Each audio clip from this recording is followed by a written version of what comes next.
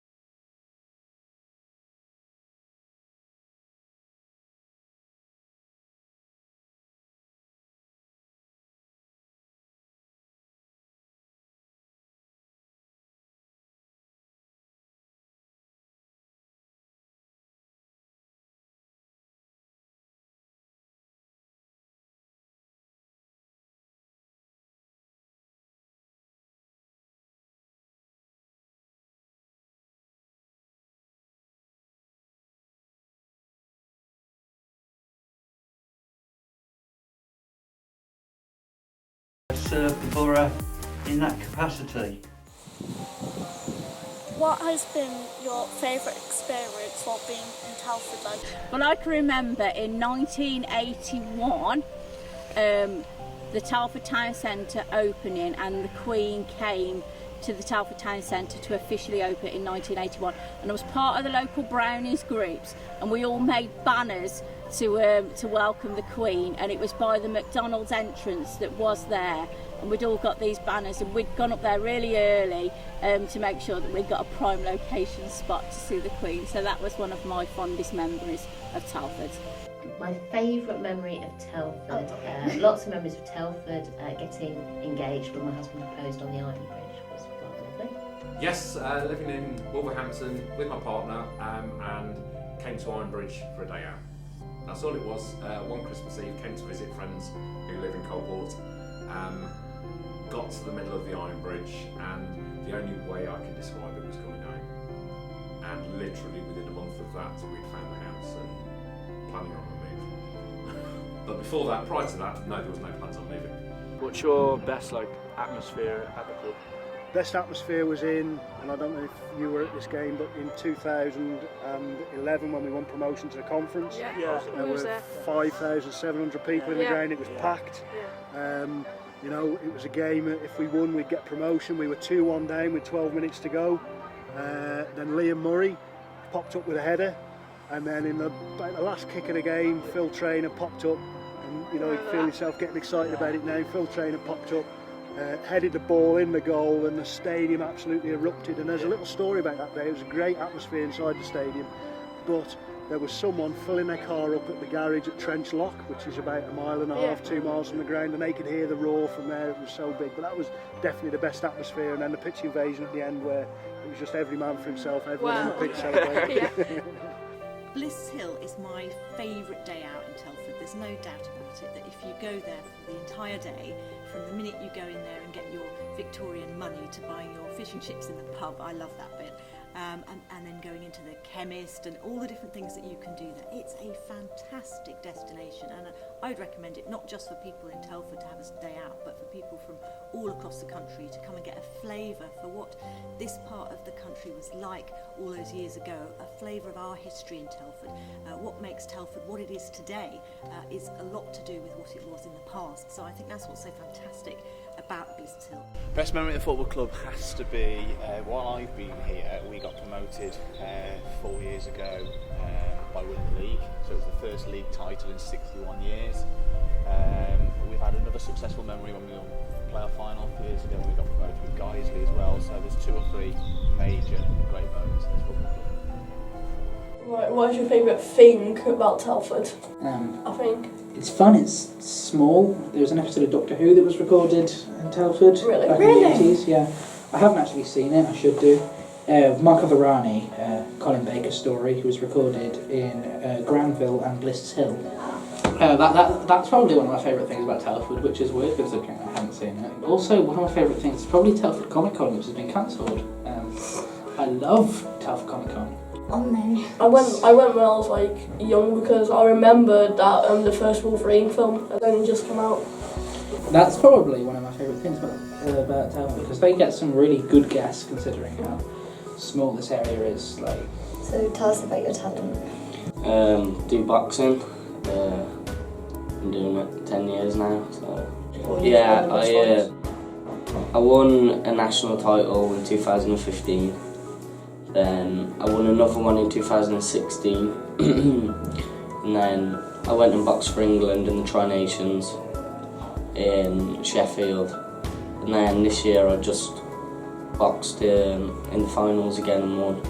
And I've got a lot of competitions coming up now, so I've got like the Tri-Nations, European Championships, World Championships and Youth Olympics in October. What are your hopes for the future? Hopefully I want to get onto the Team GB programme when I turn 18. Then from there I want to turn pro and hopefully become world champion. What are your favourite things in Telford? I'd have to say Nando's. Definitely the best food place. Yeah, Nando's. Who inspires you in the dance? Mainly people who I've seen grow up at my academy and like go on to bigger things. So yeah, my peers and like famous dancers and that's really. So how often do you train? I train for 3 hours on a Monday, 2 on a Wednesday, and then I'm in all day Saturday. So quite long hours. Where do you do it? I actually do it in Wolverhampton, but it started off as like a youth club in Telford, and there was 3. There was one in Telford, one in Bridgnorth, and one in Wolverhampton. And then the studio relocated to Wolverhampton. So yeah, it's about 45 minutes away, so it's quite a long time. So it takes an hour and a half to get there and back. So yeah, quite a lot of time into it. I play ice hockey for Great Britain under 16s. Cool. So like, where do you do it? So it's the Telford ice rink. Okay. Yeah, just train there every week and just go there quite a lot. Cool. What are your hopes for the future? Are you going to do ice hockey, or were you thinking of another profession? Nah, definitely ice hockey. I hope to follow through to the GB18 squad, go to Estonia and hopefully win gold, and then just follow through with the GB team. What is your favourite place in Telford, even though I know what it's going to be? It will be the ice rink, but yeah. Another favourite place probably be Nando's. Fair enough. And which places have you visited around the world? Austria, Holland, Ireland, Belgium. What has been your favourite place to go to? Austria, because when you fly down you get to see the mountains. How long have you been doing kickboxing? For 6 years. What would you like to achieve after kickboxing?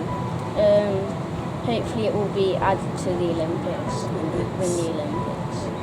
Would you like to go for the gold medal? Yeah. What is your favourite thing about Telford? There's lots of opportunities.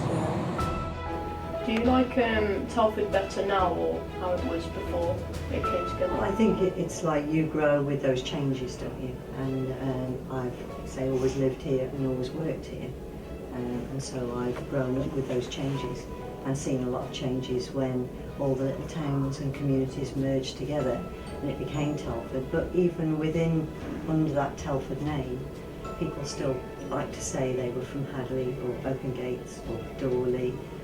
I've moved all those changes. So how do you see Telford in the next 50 years? Well, the next 50 years, I would hope there'd be a lot of money ploughed into the place, and I know Sutton Hill's been rebuilt a bit, so they've started to regenerate a lot of Telford. The next 50 years, I don't know, I won't be around. Well, if I'm around in 50 years, that would be an achievement in itself. But however, I would like to see Telford become a city. The city of Telford would be wonderful. I think Telford can grow as it is. I don't think there's any particular rush with Telford. I think it's a place that grows gradually. It grows with that sort of support from community and the people around, and it has an immense history and heritage that it can draw on and use for the purposes of making the place a better place for everybody. I think it's got a huge archive that it can draw on, and that can only be good for the future, really, for Telford.